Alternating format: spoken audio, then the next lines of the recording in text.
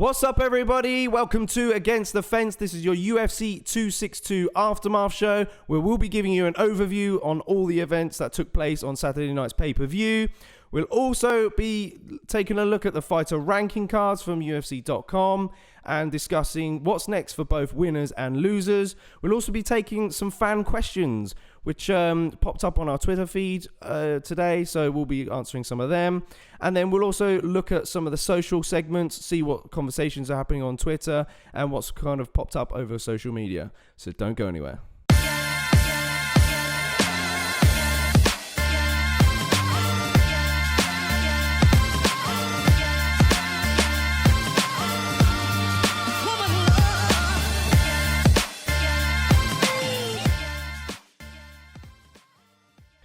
Okay, so what kicked us off on the main card, we had Edson Barboza defeating Shane Burgos via round 3 knockout. Then later on, we had Caitlin Chookagian picking up the decision victory over Vivian Araujo, with two judges scoring at 29-28, with another judge scoring at 30-27. Then we had Rogerio Bontorin taking the decision win against Matt Schnell, with two of those judges scoring at 30-27. Then in the co-main event, we had Beneil Dariush defeating Tony Ferguson, with all three judges scoring at 30-27 to Beneil Dariush. Then in the main event, we had that back and forth fight between Charles Oliveira versus Michael Chandler, with Charles Oliveira taking the second round TKO. Now let's bring in the boys then for the overview. All right, yes, boys. Now this event, it kind of really, it lived up to expectations, but in comparison to the last pay-per-view, I'd say it probably wasn't up there with it. I think the last pay-per-view was probably a lot better. This one started off well, had a bit of a dip in the middle. We had some decisions. And then that last fight just completely blown it away. And I'd say it probably, the reaction that we got out of that, I think, was much better than the Thug Rose knockout. Yeah, definitely. The way it happened. The way it happened. Crazy. I think I was just so shocked as well, because I think you're right, because there was a little bit of oh no, he's losing this, and then it was like, what just happened there? Yeah, you know what I mean? It was just so back and forth. It really was. Yeah, I think it was better. It was good though. It was a good card. It was nice again for the second time to see fans back in the arena. Yep. And I think we've got high expectations for more pay-per-view events to come now. Yeah, definitely. Yeah, certainly. I mean, we had some bonfire of events in the card on that night as well, to be fair. It was really exciting. But we got ultimately 2 knockout reactions out of that. Yeah, we did. We did. Yeah, we did. Yeah. They were both something pretty special, that's for sure. Okay, so let's go into the quick overview then. Let's have a look at everything and see how everything plans out here. First of all, we had Edson Barboza getting that third round knockout over Shane Burgos in a fight where he started off doing damage with the leg kicks early on. Yes. You know, we kind of said that's what he needed to do because that is his best weapon. Bread and butter, innit? It is his bread and butter, indeed. It's what he does. What he does. He knew that he couldn't let Shane Burgos get into range, and he really took the sting out of Shane Burgos' punches with those leg kicks. Yeah. Burgos tried to get past the punches with his head movement, but just couldn't really get much off on Edson Barboza. He did tag him a few times. He did. He had a little bit of success, but obviously Barboza, being the veteran that he is, obviously. Yeah. I was saying when we were live, Barboza does have that tendency to he doesn't shy away from the brawl. Yeah. Obviously, we've seen that over the years with Barboza, but he played it quite smart. Obviously, as you mentioned, John, with the leg kicks, and they pay dividends. And obviously, with the it was a kind of strange finish, wasn't it, boys? Oh, absolutely. It was, yeah. I mean, never in all of my years covering UFC, which is not even a year yet, have I ever seen a knockout like that before in my life? Yeah, it was like a fade away. It was a bit of a fade away. Delayed reaction. Right? It was a delayed reaction. We thought perhaps Shane Burgos' leg was just completely compromised. Definitely concussion or something. Yeah. He was definitely concussed, and Edson Barboza moves on and picks up a fantastic victory, and he's now 2-1. Well, 3-0. I'm going to say 3-0. Maybe you think the Danny Gay. You think he beat Danny Gay? Yeah, I do. 100%. I agree with you, man. I do. I honestly do. I mean, I watched that fight. It's quite very controversial, that fight. Yeah, absolutely. And so he's moved in at number 9 now, isn't he? He has. Welcome to the top 10, Barboza. Indeed. I know, knocking on the door. So let's take a look at the rankings then, shall we? We've obviously got Edson Barboza now moving in at number 9. He's gone up 4 places, whilst Shane Burgos has dropped down 4 places and moved in at number 13. So the type of fights I'm probably expecting Barboza to take now, I think you've got Giga Chikadze in at number 10. Yeah. And that is a phenomenal fight. Yes. I mentioned that on the live stream, didn't I? I mentioned that when we were live. I mean, another kick-heavy fighter. Yeah. It's definitely fun one for the fans, that's for sure. Yes, definitely. But question is, would Giga take it, or would he want someone a little bit higher up? Yeah, he's kind of knocking those people in the top 5, isn't he? He's trying on social media. Indeed. But what do we reckon about that fight? Well, hey, he's literally tugging on the hem of Dan Ige here in the rankings. So look, why don't we run that back? Ash and I are pretty confident it was a win. You want Dan Ige to rematch him next? Dan Ige's against Chan Sun Jung at the moment. So if he beats Chan Sun Jung, he's gonna leap into the top 5. So yeah, in which case that will be the opportunity for that rerun to happen. I mean, I would love to see that happen again. I mean, because I'm confident Barboza had that. But the problem is Dan Ige is on a bit of a streak now. Yeah, he's just finished Gavin Tucker in 5 seconds. First punch. Yeah, first punch. So yeah, but definitely, as you mentioned earlier, John, I think that Giga makes it makes sense because they're both obviously Barboza being 9 and Giga being 10. Yeah. And as you said, mate, such an exciting fight. Yeah, it is fantastic. I think it's one for the fans. Yeah, definitely. I arguably would like to see it headline a fight night. I'm not sure if it's capable. I don't know if Giga's probably there yet in terms of stock to headline a UFC fight night. That's true. I definitely think it's a fun one for the fans. But with the UFC lately, they have been sort of matching people up who are very sort of similar. Yeah, they have. Obviously in the rankings. So, but what about similar style? So, for example, Giga, he's quite a kicker as well, isn't he? Yeah. Yes, very kicker-orientated fighter as well. Heavy on leg kicks. It's going to be a huge challenge. It's going to be a big fight for someone like Barboza to come up against someone who's got like an equal or level, an equally compared kicking ability. Yeah, but for Edson Barboza, he's got that wealth of experience, especially at the top level in the UFC, and I think it would be a huge test for Giga, that's for sure. But I think the areas which I find Barboza having the advantages would be, I don't know, on the feet it would be quite tricky because I think Barboza is a lot better with his hands. Yep. And 1 minute you're expecting the kick, and he's firing straight left and right down the pipe. So I think it would be a very tough fight for Chikadze. Arguably a tough fight for both guys, but Barboza looking pretty decent at featherweight. He's looking on fire at featherweight. Yeah, definitely. And that was an absolute. It was a brilliant fight, that one as well. It was a spectacular way to start the card off as well. Bonfire of a brawl. Yeah, absolutely. And I think another one to throw in there for Barboza would be Calvin Kattar. Yeah. Needs to get back up there. A guy who's very light on his feet though, throws great combos, and he's very good boxing. Yeah, very good boxing as well. Going to stand and trade with Edson Barboza. We know Edson Barboza struggles with wrestlers, so it's an ideal sort of matchup for him. But yeah, Calvin Kattar is desperate for a win. Probably will need to take a step back and someone a little bit lower on the rankings. So for Edson Barboza, it would be a fantastic fight to make. It would propel him straight into the top 5. And then all of a sudden you got another contender on your hands for Volkanovski. Yes. So as for Shane Burgos, we just mentioned, he is in at number 13 now. The one fight that I've kind of picked out for Shane Burgos, I think would be a fun one, would be Sadiq Youssef. That explosive puncher coming off a loss against Arnold Allen. They're sort of relatively, the two spaces in between them. Apart, I think that's a good fight. What do you guys reckon to that one? I think it could be a decent matchup. Let's have a look. Where is he falling now in the rankings? Shane Burgos, number 13. So he's at number 13 now. Yeah, I mean, the guy's tough, right? He loves to brawl. Give him someone like Sadiq if you like, but does he deserve to be going up? I mean, he just lost the fight. Does he deserve to have someone like that? Both guys coming off a loss. Sadiq It's against Arnold Allen, and that fight would be quite exciting. Yeah, that's a little pick out there, JK. Okay, so then we'll move on. We had Katlyn Chookagian taking the decision win against Viviane Araújo. Yes. She was able to do what she does best, and she basically pointed Araújo throughout the fight. She found it difficult at first to find her timing though, and especially with the speed of Araújo causing her problems a little bit. Yeah. But she, and she did get put into a difficult spot on the ground in the second round. but was able to fight through really and really sort of dictate the pace of the fight throughout. What did you guys make of that fight then? Yeah, definitely does what she does, like you just said. Definitely a perfect fight that keeps the fight at her range. Yeah. Been doing it all her fights in the UFC. Yep. She will keep it at her range and piece her opponent up, really.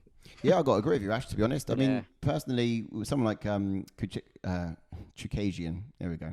Personally, someone like Chookagian, I understand she's got that range, she's got that ability, she's got that style of fighting, which she plays to best. We've all seen it before. She's still miles below and Shevchenko, and I think she's going to continue fulfilling her role as the gatekeeper to Shevchenko. I don't think she can probably do any better or go any higher, but than that at the moment, looking at how she's been performing. But definitely. But yeah, like I think some of the judges gave first round to Chookagian, and I was a little when watching that fight back, I was a little confused as to how that could happen, to be honest, because I thought Arugio, she had her best round was the first round. Out of that fight, it was. Chookagian soon after that found a rhythm, but certainly I would have given that first round to Arugio. That's why this is why this one's a little bit hard, because who can we match her up with? Because like you just mentioned there, Sai, like Shevchenko is miles above her ability. Obviously, they've previously fought, and obviously Shevchenko coming out on top. But where does she go from here? Like obviously, number 3 Laura Murphy's already got a fight matched up. Yeah, that is true. So, do you do a rematch with Shevchenko or? Well, we've actually got a fan question relating to this subject. We do. We've got a fan question from Wazza, who says, "What's next for Caitlin Chookagian? Does she keep fighting off challengers? Does she get another crack at the title? Seeing as there's only other challenger right now is Laura Murphy, and she's booked. So and that is a really good question, Wazza. Thank you for that." For me, that's great. I think what I've kind of looked at things a little bit. I think the rematch with Jessica Ai is potential if Jessica Ai gets through Maya. Ai already has a win over Chookagian, and that would be a chance to sort of avenge a loss, really. Against the girl who's on a 2-fight win streak. That's a really interesting point, actually. Would be 3. At a point where you can't really go any higher, and let's be honest, she can't go any higher than where she's at the moment. No. What else is there left for her to do other than sit around twiddling her thumbs, other than going back and revenging some of the losses she's had? I was just about to mention that, because obviously she lost to Entourage, didn't she? First round TKO. She could try and revenge that loss, and like Jordan said, trying to avenge the Jessica Ai loss. If obviously Jessica Ai wins her next fight, it's one of them situations where most of the people in her and around her are matched up. And obviously the champion's just elite levels above her competition. This is it. Yeah, I think that is a potential, and it's there. But with we've spoken before about Andrade potentially moving back down to strawweight now that Rose is the champion. So my guess would be that fight's out of the equation. Yeah. Lauren Murphy is scheduled to fight Joanne Calderwood. So that's a decent fight there. So a winner of that could potentially be getting the new sort of title shot at Valentina. But for Caitlin Chookagian, we're going to throw this one out there. I think we may have spoken about it on the fan cam. Tatiana Suarez. Yeah, coming back. Because there's thoughts of her coming back at flyweight. Really, So I think, and especially with someone who's sort of got taken out of the strawweight rankings, she was well up there. I think it would make sense to put her in there against a top opponent at flyweight. Yeah, why not? True. I mean, she's coming into the division. Let's put her against the test, which is the Chookagian. She's always been there to test fighters up that are looking to run at a title shot. So that'd be the perfect. That makes sense. Grappler versus striker in that fight, really. Yeah, exactly. It is. So that's a pretty decent. Stylistically, that's a great fight there as well. But then also the UFC are going to want new contenders for Shevchenko. So if Tatiana Suarez gets past Chookagian, we're off to the races. Yeah, we are. That could be quite exciting. So I see that potentially. I've been waiting for something interesting to come out of this division for a while to really challenge Shevchenko. She hasn't really had a good contender for a while, so that could be good. And for the time being, whilst Tatiana's not currently in the runnings, I'm waiting patiently for those girls at the lower end of the division to work their way up, because there's some exciting prospects that are new on the scene, and they got great potential, but they're just not there yet. To the likes of like Barber stepping on, and of course Maverick. as well. Like to see some good things from these girls over the next few years. Yeah, no, absolutely. You know, and it's you've the bottom part. You got girls moving up now on win streaks. You know, Alexa Grasso's coming off a win. Andrea Lee now is coming off a win.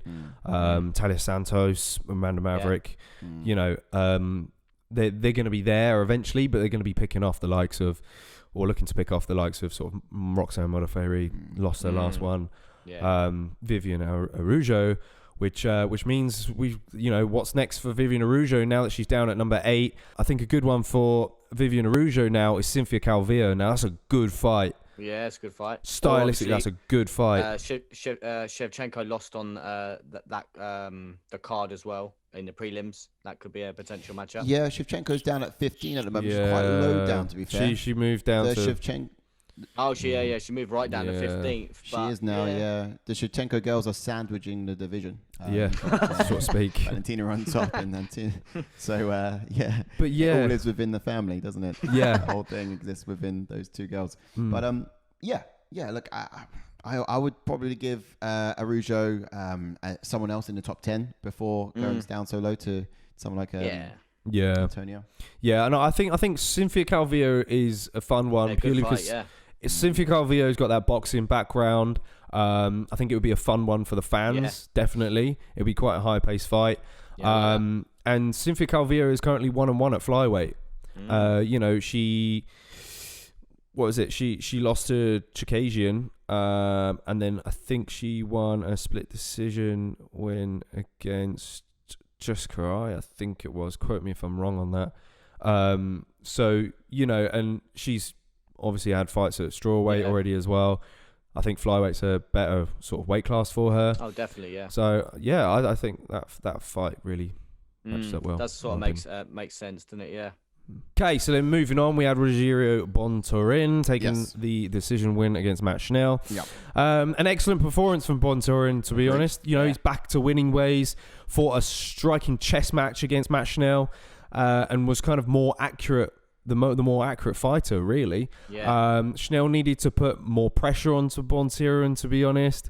Having missed weight, you know, you'd have expected that to sort of play into a factor into the fight, but it didn't really look like it, really. Bontorin dominated that third round, landing hard shots, and executed a takedown, you know. Now, this was a bit of a last-minute fight for both of them, wasn't it? Yeah, it was. You know, they sort of fought in the bantamweight division, although both being flyweight contenders themselves. So yeah, quite interesting how that turned out. But I would usually be quite strict on a fighter if they don't make weight, but just given the situation last minute, I do sort of sympathize a little bit with Bontorin struggling to get in there.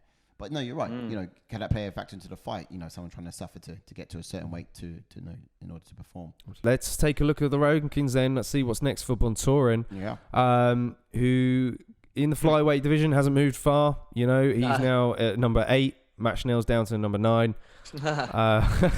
Swap places. But for what's next for Bontorin, I'm putting it out there already. I think Joseph Benavidez maybe at number 5, who hasn't won in his last 3 and very desperate for a win. True. Desperate. Hey, that's a good one. That is a really good one, yeah. And of course, a massive opportunity for Bontorin to really jump into title contention. Well, absolutely. Top 5. Yeah, top 5 especially. Yeah, I think it's a great chance for him, especially against a former title challenger as well.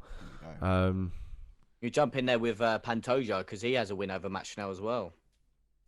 Yeah, Pantoja will be a really good one. I think Pantoja might be. He's not got another fight booked, but I'll probably expect for Pantoja to go against Asuka. No, who did the last fight? He hasn't fought Moreno yet. So looking at someone like Bontorin, look, maybe Brandon. There's a lot of options for him. There's a lot of options. Brandon Moreno is currently he's going to fight Davison Figueiredo. You could be right. Askarov and Pantoja could battle it out for the next title shot. So that's a great stylistic matchup there. I don't know. There's some fun fights at the flyweight division. I think another one I'd like to throw out there is Tim Elliott. You know, ranked below, has 2 straight wins, but has fought for the title as well. So I think that'll be he's a crafty fighter, Tim Elliott. He is indeed. He's so long for the division. Yeah. Yeah, no, it's true. But yeah, I think that sort of fight would favour Bontorin, especially when he won the last fight, but what is he was one in his last 3? Yeah. You know, which isn't particularly too great. So there's an argument there for him not getting that Benavidez fight. That's true. Yeah. I like that. I like that Tim Elliott fight. Yeah, it makes a bit of sense as well. Yeah, no, absolutely. Yeah, you got to reward the fighter. He's in top. He's 10th at the moment, and someone who's on a tier like that. What, 3 fights he's won so far? Tim Elliott? Tim Elliott, yeah. I think he's on 2. Yeah, it might be 2 in a row. I think. Yeah. Okay. He's been around for a while though. Old Tim Elliott. Oh yeah. He's been in for a hot second. Yeah. Well, yeah. Look, he's so far Bontorin's just been basically knocking out the person next to him in his last fight match. Now, would Kai Kara France make any sense? Yeah, that Kai Kara France he's an exciting fighter as well. I don't think he's got anything booked. Against who? Sorry. Bontorin. I think Bontorin's already fought him and lost. Oh really? Yep. Okay. So that won't be happening. As for Matt Schnell though, looking at the matchups, I'd say the loser of Raulin Paiva, I think that's how you say it, versus David Dvorak. I think that's how you say it as well. Dvorak. Which is Dvorak. Yeah. Happening this weekend. So the timing would be right there. Yeah, for Matt Schnell. Yeah, definitely. Yeah, look, that could work quite good. That can work really well.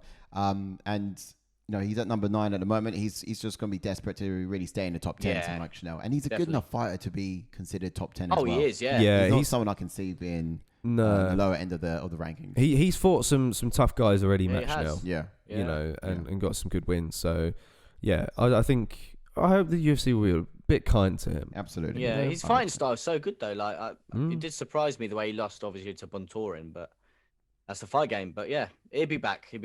Yeah, I think who did we have in that fight? I think I had Schnell. I had Schnell as well. Yeah, and then you had Bontorin. I was gonna say, but I didn't want to rub it in. Panic button. I didn't even have the panic button. I didn't want to rub it in, to be honest. I was just gonna say I wasn't surprised because I knew Bontorin would do it. He was on the back foot, to be honest. But like you mentioned at the start when you were just briefing the fighters, JK, like Bontorin had Schnell hurt. Like, he really did. It did surprise me that he went for that takedown. It really did surprise me. All right, so then moving on to our co-main event, Beneil Dariush defeating Tony Ferguson. Oh, yeah. Now, Beneil Dariush executed the perfect game plan to beat Tony Ferguson, and he dominated him, to be honest. Yeah. He got in his face, secured takedowns, had him in a bad spot with that heel hook. It was, I'm sure Sai's still got nightmares about it, about his leg potentially popping. But yeah, I mean, Beneil Dariush, man, absolute savage. Yes. The biggest win of his career. It was huge for him. He's on a tear as well. Yeah, on an absolute tear, knocking on the door now. So well. He is doing so well. He really is. And he did say in a post-fight interview with I think it was Rogan there on the mic with him, but he did say that he's looking to have some time off to spend some time with his daughter. Yes, that's interesting. I mean, a lot of people do say that. To be fair, they with these fighters, they go away for 6 weeks for a training camp and starve themselves. Put in the work towards the fight, and then what they look forward to after the fight is obviously getting the victory, of course, and stuff. But then it is getting back to sort of family time. Yeah, but it could be a good thing though, because it could just sit back. Obviously he's taking time off, but he could just watch what plans out. Because obviously you got McGregor and Poirier fighting. You got potentially, obviously, Justin Gaethje's not fought in a while. Potentially, he could be matched up with someone. He might just sit back. Obviously, him being ranked in at number 3 now, so that's massive. Moved up 6 spots.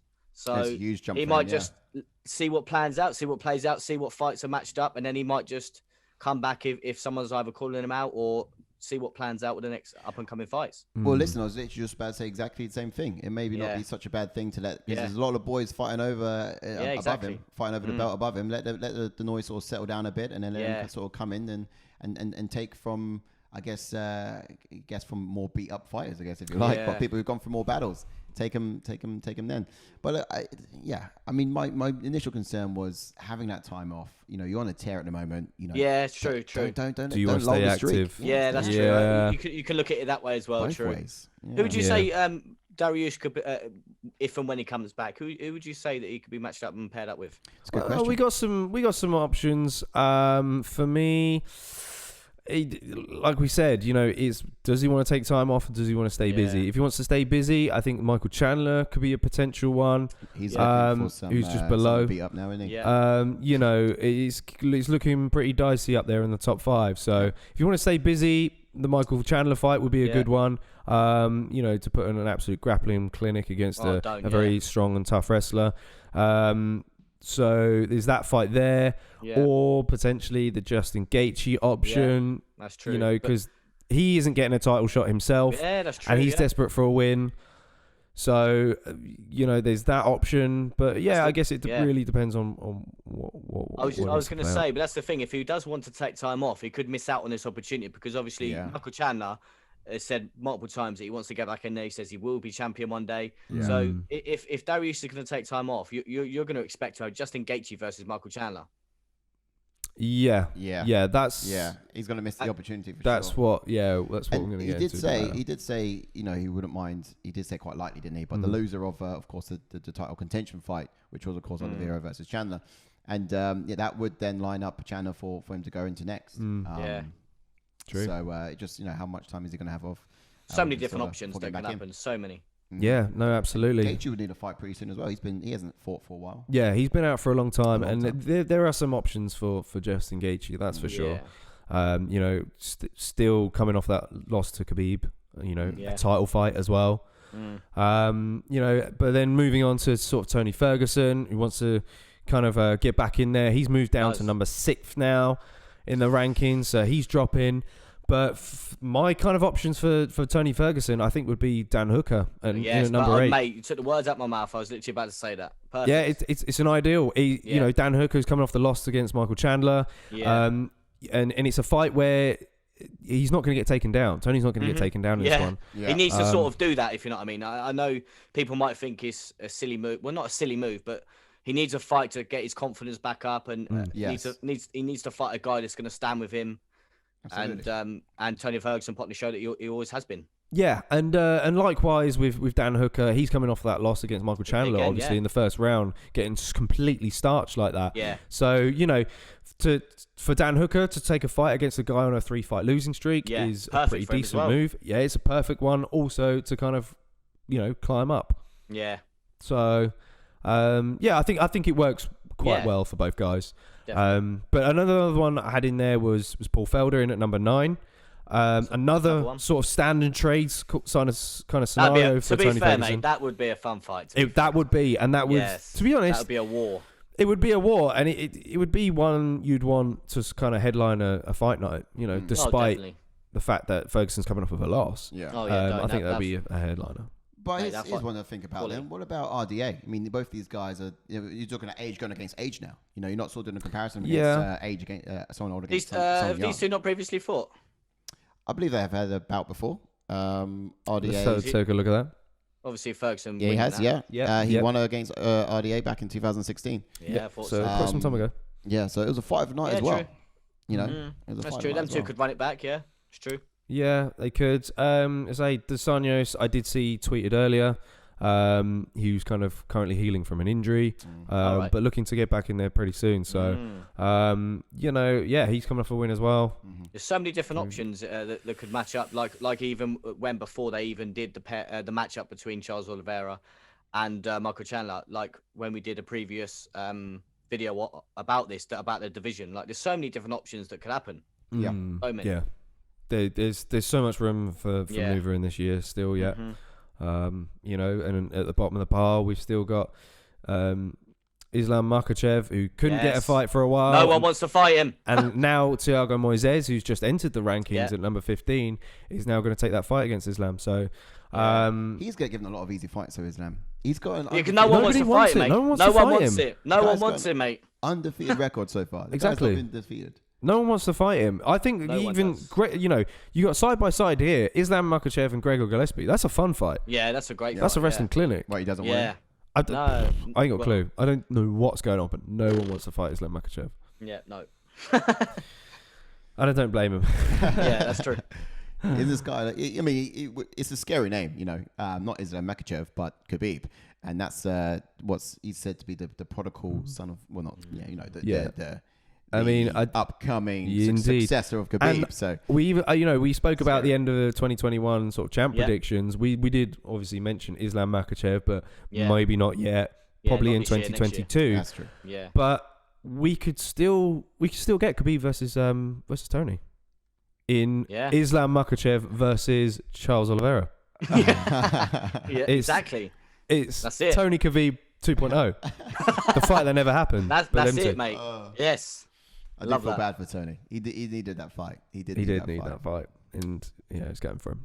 Okay, so the main event then, that back and forth battle. Charles Oliveira taking the second round TKO against Michael Chandler. Charles Oliveira went to work with the legs straight away to disrupt the rhythm of Michael Chandler because, he likes to bounce on the ball of his feet quite often.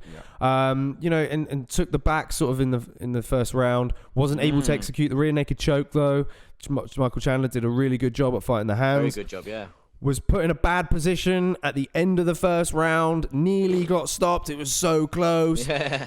But weathered that storm and put Michael Chandler away in the second round. What a crazy fight, guys. It was crazy. I got to say, I was on the edge of my seat, literally, at the end of that first round. Because I'd gone Oliveira, of course, and you guys have gone for Chandler to win this one. I know. And so here I am thinking, I was gripping onto everything, thinking I'm going to lose this one, and I'm going to be down in our little sort of private bet amongst us.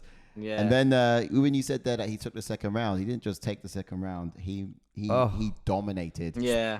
The only 10 seconds of the opening seconds. Yeah, it literally was. Left hook got him boshed down. Exactly. I'll tell you what, that moment was so good, guys. Should we take a look at our reaction? Let's run it back. Come on, let's run it back. Certainly.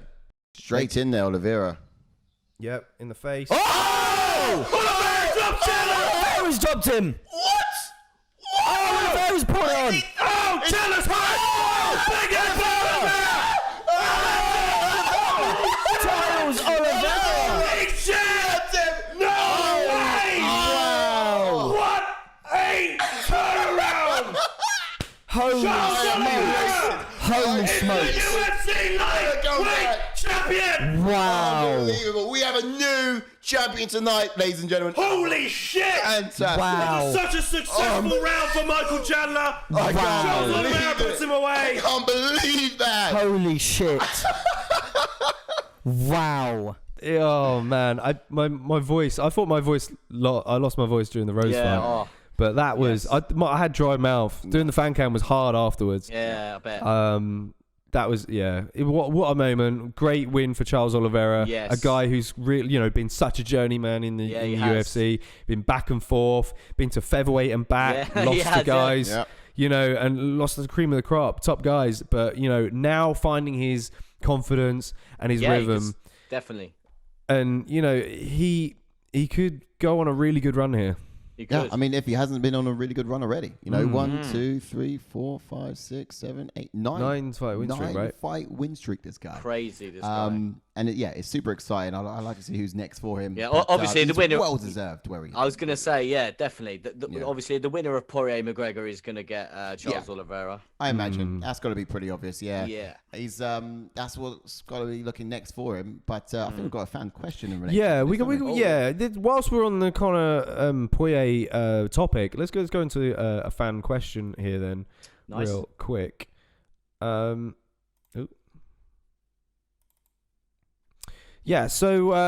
Jamie asks us, or at Specky1888 asks us, whoever wins from McGregor-Poirier matchup looks to be set to fight Oliveira for the title later in the year.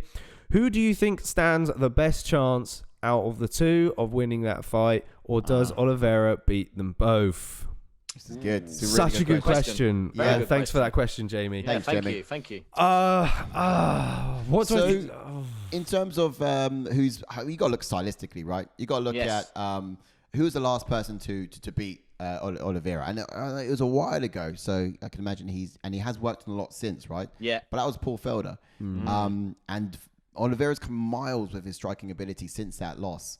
And I would have thought if you were going to beat Oliveira, you couldn't do it on the ground. That's his playground. That's where he makes his money. But if you were going to do it, you have to do it on your feet. Only it's a lot harder to do now, given his recent advancements in that department. Yeah. So striking wise, I like Conor because of his angles that he can cut. You know. Yeah. And he can make it really uncomfortable for him. I'll give you a point. I'll give you a point there. Sorry to jump in. I'll give you a point. Conor needs time to sort of implement his strikes because of his wide sort of, he's not karate stance, but like his wide stance. He likes to sort of, he takes time to sort of have these shots. In my opinion, I think Poirier would get in his face more than Conor McGregor would. Yeah. If you get what I mean. Yeah. Yeah. I think Oliveira can chop at that lead leg. Exactly. Yeah. We've seen what he did at Chandler. Yeah. Perfect. We've seen what McGregor's like on the ground as well, haven't we? It's not fun. It's not fun, and Oliveira's got the ability to get him down there. Well, it's not fun against a very tough wrestler. We've seen that. In terms of the jiu-jitsu department, Conor is he obviously got tapped out by Joe Duffy very early on in his career. Yeah. But I think a guy a sort of similar build to Charles Oliveira was Max Holloway. And obviously Max Holloway is nowhere near the level of jiu-jitsu credentials as Charles Oliveira. And Charles Oliveira does possess more attributes in that sort of area. Yeah. But it's definitely an area Conor could do damage in without a doubt.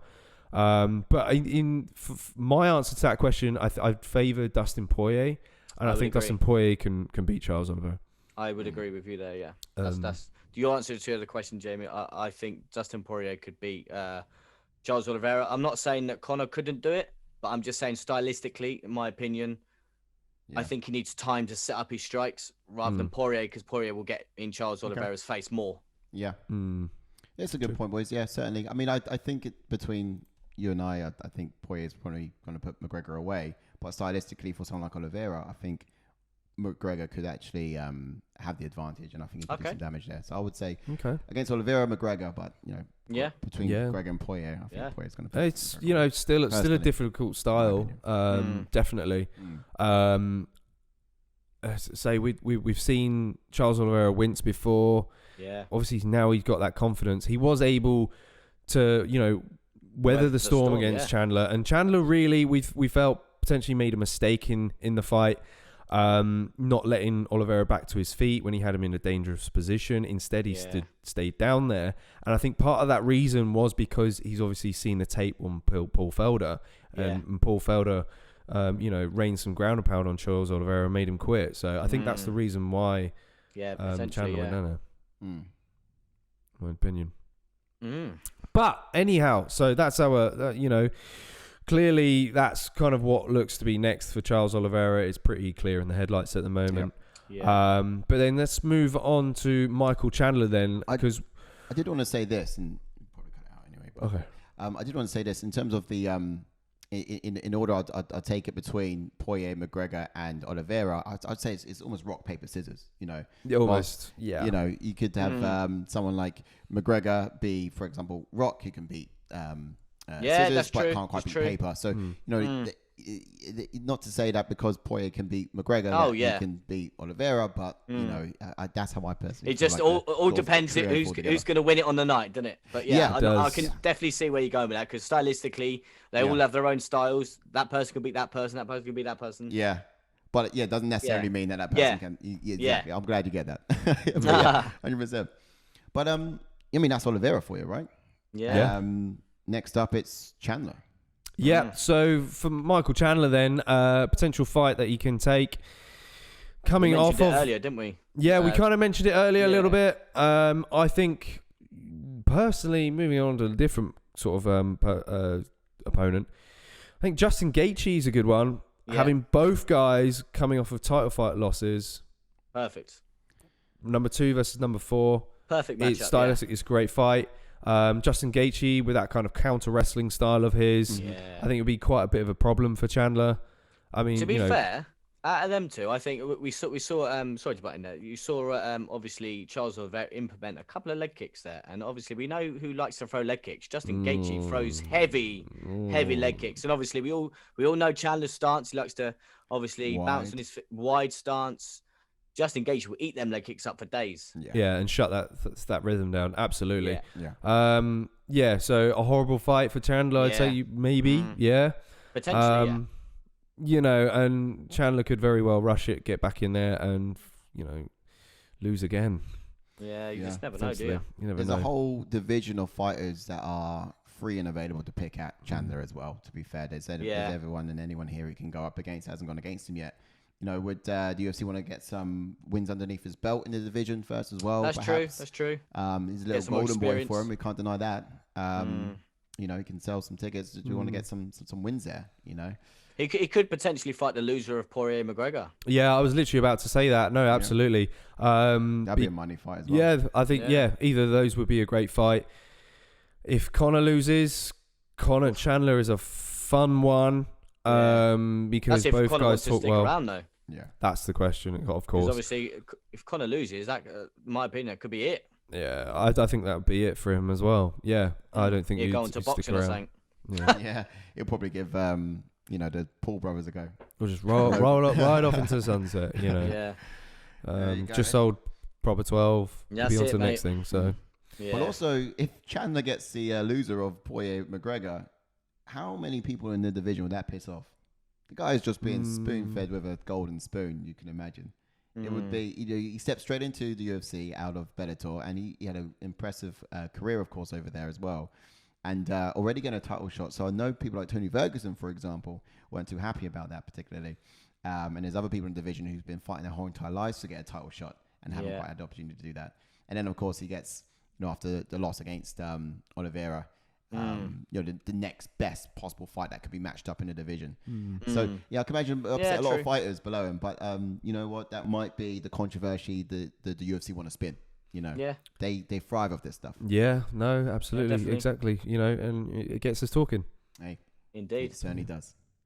All right, again, guys. So that was the look at the rankings there. We hope you enjoyed those kind of picks that we put in there for you. If you've got any of your own, please do pop them in the comment section below. We'd love to hear some, especially if there's a few that we've potentially missed out as well. Let your voice be heard. So let's move on to some social segments then. Let's see what what's been happening in the world of social media. See people's statements, post-fight statements, and some of those memes that potentially have taken off on Twitter. Right, so we'll jump straight into some of the socials. So obviously, a fight night wouldn't, a pay-per-view wouldn't go amiss without Conor McGregor getting involved here, there, or anywhere. So obviously, we could see a tweet here, tweeting saying, "Congrats to Oliveira on becoming the 11th UFC lightweight champion. I wonder who the 12th is." That's right. And in the post-event conference, Oliveira responded, "Why don't you worry about Poirier, and then you can worry about me." So, but you're absolutely right. The Irish murder mouth refueled on the wake of Oliveira's win there on Saturday night. And, he's no different from the Pauls, is he? That's what I mean. Like we just mentioned, obviously, with the rankings, obviously, I think Conor McGregor needs to focus on Poirier before he starts sort of focusing on that belt. Oh, yeah, absolutely. Ideally, yeah. Yeah, definitely. Next up, we got what's next for Tony Ferguson. So Tony Ferguson posted a critic message on Twitter this weekend after he took his third loss in a row against on Saturday night. Yeah, that was the first time this had ever happened to the former interim lightweight champion. Yeah, absolutely. Who has he lost against so far? Then it was. He's lost to he's lost to Dariush. Obviously, we saw that at the weekend. Yeah. Charles Oliveira previously. Yeah. And last year he lost to Justin Gaethje. That's it. So I mean, what do you think? Should he quit? Well, Dana White thinks Father Time may have finally caught up with Tony Ferguson. That's a fair point. Yeah, I mean, he has said a couple. I did catch it in the post-event conferences as well. That comment did slip out there. Yeah. But in my opinion on it is there any shame in having lost that 3-win losing streak to the likes of Oliveira, to the likes of Gaethje, to the likes of Dariush as well? Is there any shame in that? I mean, these are great fighters. Yeah, that's true. They're top contenders, aren't they? Yeah, that's true. Yeah. And obviously Oliveira being a champion now, that is very true. He did actually tweet out just quite recently. Yeah. Saying ain't over yet. The way I see it, we only just begun. Oh, that's so motivating. Yeah. Saying retire and give these motherfuckers a break. No. Sounds like Ferguson. Yeah, so he's saying he's pissed, and obviously with three straight losses, as we just mentioned, like who wouldn't be pissed? But then again, like you said as well, losing to 3 great contenders and slash the champion now Oliveira. There you go. What do we think's next for Oliveira? Please, as we just mentioned earlier, please do put it in the comment section below. What do we think's next for Ferguson? Sorry. Yeah, Tony Ferguson. Love to hear what's next for this guy. That type of guy. So the next one is this one's a bit of a controversial one, site. So two judges gave Chandler a 10-8 for the first round. Yes. I mean, what do you think about it, Ashton? Something fishy about it? Yeah. So to be fair, they did obviously both have that success in the first round. Obviously, Oliveira had Chandler in all sorts of trouble with that rear naked choke. So I'm kind of confused how they gave it a 10-8. Obviously, I know Chandler had him hurt, but Oliveira had success as well. He did. No, he really did. And although Oliveira ended up on the ground at the end of or on the bottom at the end of that round, and the people of Twitter have posted, made their points very clear as to how they're confused that round could end up majority going to Chandler, given the fact that Oliveira was very competitive in the stand-up and he had his back for majority of the round as well. Yeah. So that's really where a lot of that's coming from. And look, I'm with the people on this one. I just think that he's a little bit of a golden boy, and that's it. A bit of bias, bit of biasy there. Maybe. What does everyone think about that? Please put a comment section down below. Again, Sai agrees with the people. 10-8, I don't know. Well, that's it. Look, could there have been some, as you say, some conspiracy talk there? Yeah. So next up, what's going on with Ariel, right? There's been some memes running around the internet, and they're all insinuating that my man Ariel be cursed. Yeah, the pre-event interview that dooms every fighter that's about to step into the octagon. That's the one. Yeah. I mean, what's the body count on this guy so far, Ash? How is this crazy theory being backed up?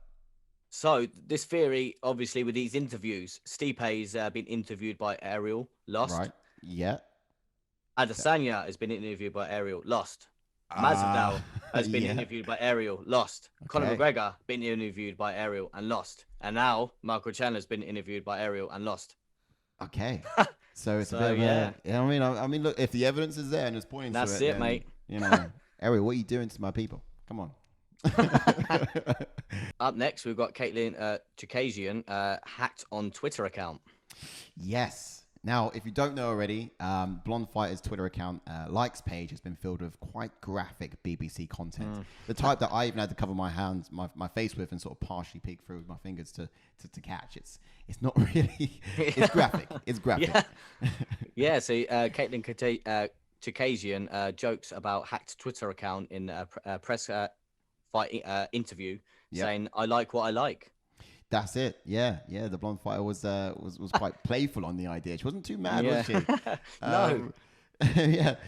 But she continued to say in that interview as well that perhaps it's a case that's been going on for weeks or so. She only realized on the night of the fight. But she does seem to think that this happens quite often with her account. She's been targeted quite a few times by hackers. Unfortunately, she's been on the butt end of that joke, shamefully, too many times. All right, so Ash, look, honestly, man, what would you do if you was a husband? Would you be mad at that? Would you find that quite funny? Would you play on it? Because I understand her husband had some fun with it. Yeah, I certainly wouldn't be happy, I'll tell you. No. Yeah, that's right. He tagged this image on his Twitter account. Oh, yeah, let's have a look at this image. Okay, yeah, so he certainly had some fun with that. So it says when I questioned Blonde Fighter about telling the Twitter activity. Yeah. Apparently, he even got a little bit more wild in his Instagram stories as well. Oh, wow. So, yeah. That also happened. But look, that concludes the social segment, I guess. It does, yeah. And if you're active on Twitter as well, then look, feel free to add us over at Against the Fence. That's with a 3 on the end instead of an E. That will come up just here on the side. Feel free to hashtag us as well, ATF TV, and we'll love to sort of read out some of your comments on live on our next Aftermath show, or even sort of catch you anytime in our watch-alongs as well as they come up on the weekends too. All right, some fantastic work there, guys. Some top stuff that have come out of social media.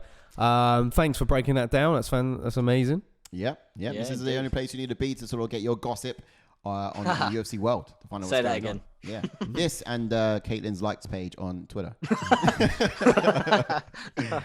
I'm kidding. If you're under 18, do not go there.